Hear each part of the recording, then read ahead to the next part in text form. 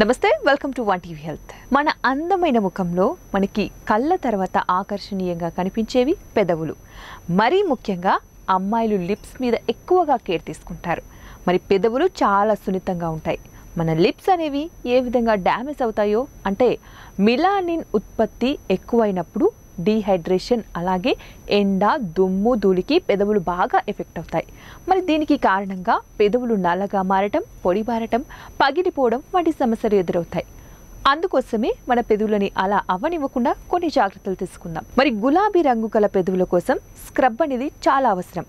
దీన్ని ఇంట్లోనే తయారు చేసుకోండి. ఎలా అంటారా, 1 టీ స్పూన్ చక్కెరలో తేనె లేదా కొబ్బరి నూనెని మిక్స్ చేయండి. తర్వాత బాగా పెదవులను స్క్రబ్ చేయండి.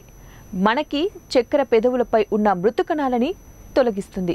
అలాగే తేనె, కొబ్బరి నూనె పెదవులకి తేమని అందిస్తుంది. ఇంకోటి, గోరువెచ్చని నీళ్ళలో మెత్తటి టూత్ బ్రష్ని ముంచి సున్నితంగా పెదవులపై స్క్రబ్ చేయండి.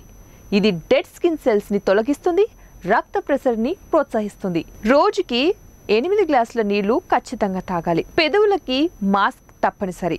ఎలాగంటే బీట్రూట్ని మిక్సీ చేసి పేస్ట్ లాగా చేసి 1 స్పూన్ బీట్రూట్ పేస్ట్లో 1 స్పూన్ పాలు, తేనె కలిపిన మిశ్రమాన్ని పెదవులకి మాస్క్లా వేసి 15 నిమిషాల తర్వాత ఆరనివ్వాలి. తర్వాత చల్లని నీటితో కడగాలి. దీంతో పెదవులు మెరిసిపోతాయి. ఇవండి ఇవాల్టి టిప్స్. మరిన్ని టిప్స్ కోసం చూస్తూనే ఉండండి వన్ టీవీ హెల్త్.